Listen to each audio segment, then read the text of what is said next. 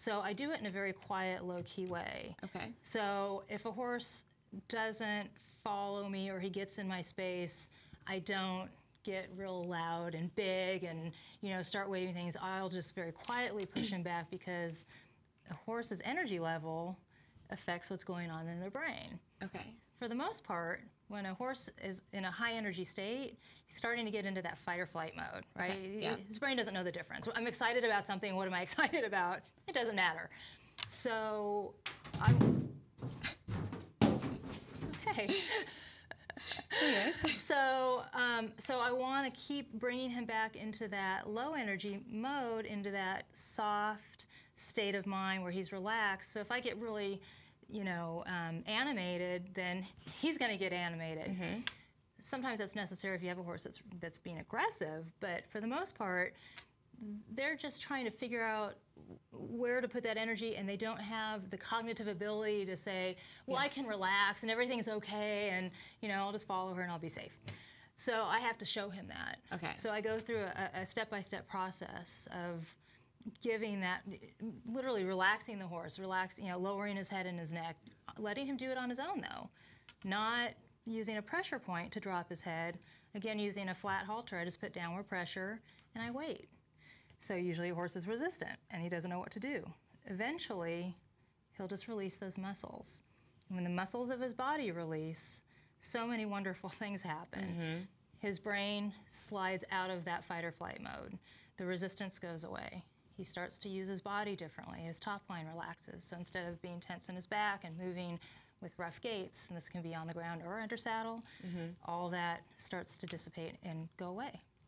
And then it just becomes easier for both parties, the horse and the rider, to obtain those goals that we are all working towards. And it doesn't matter if your goals are in the show ring or out on the trail, mm-hmm, anywhere in between, that's what you're helping people accomplish.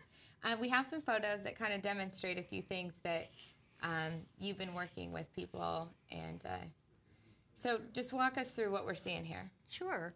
So this is the scary, you know, wading pool, and this horse was very green and had little experience. So she came to the clinic, and here what her handler is doing is softening her because she's just a little bit tense and in approaching the pool. So she hasn't spent much time by the pool. We've done some preliminary work as far as, you know, we worked with the tarp and some other, mm-hmm, things.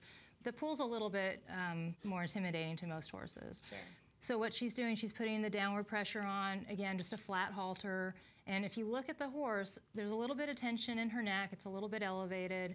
And the handler is moving the horse backward and just getting basically her brain to reconnect with her body. Okay. Okay. And so ultimately you want the horse to step in that pool and follow the leader? Yes, but the way I would say it, if you, okay, don't mind, yeah, is that I want that horse to soften, okay, and not care about the pool anymore, okay, and follow the leader. So yeah, okay, so exactly what you're saying, but just so the horse is like, well, what difference does it make if there's a pool? That's my, okay, leader. Okay. And that, I mean, that's kind of just the trust issue there, and just follow the leader, trust the leader. Right. Okay. Which is, you know, not easy to establish, but it happens a lot faster. With my approach, it happens very quickly. You get changes immediately. Once the human understands what it really is to be a leader, and when the horse starts to make that shift, like within seconds, all of a sudden everybody's in a better place. Okay. In this picture, you can see that the human is just being really passive. You know, where a lot of approaches, you know, somebody would be behind the horse, waving something scary and driving the horse into that pool. And mm-hmm, my opinion of that is that if I'm the leader and I say you go first, right, that horse is gonna lose trust in me. It's like, well, you go in the scary pool, I'm gonna stand back here and I'm gonna chase you. So what I want the horse to do is stay soft and to willingly follow that leader. So here's the leader saying, well, I'm just walking over here. You know, you do whatever you want. And the horse is starting to go into the pool. Okay.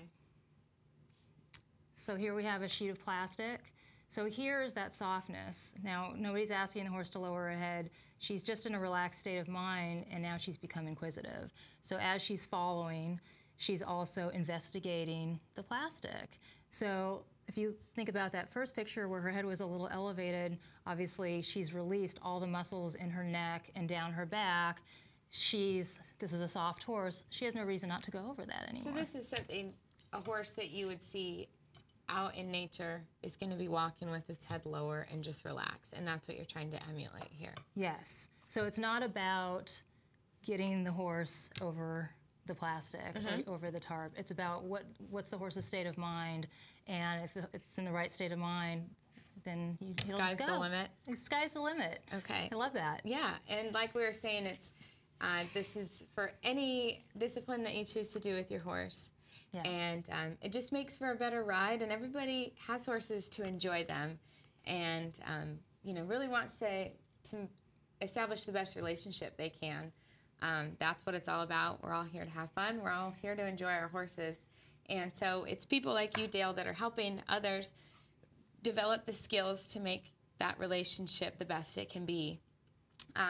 Stick around with us. We're going to take a short break, and we'll be back with more. We're visiting with Dale Rudin and learning about what she's learned over the years, how to make the best of your relationship with your horse. We'll be back with more on Horse Talk Live.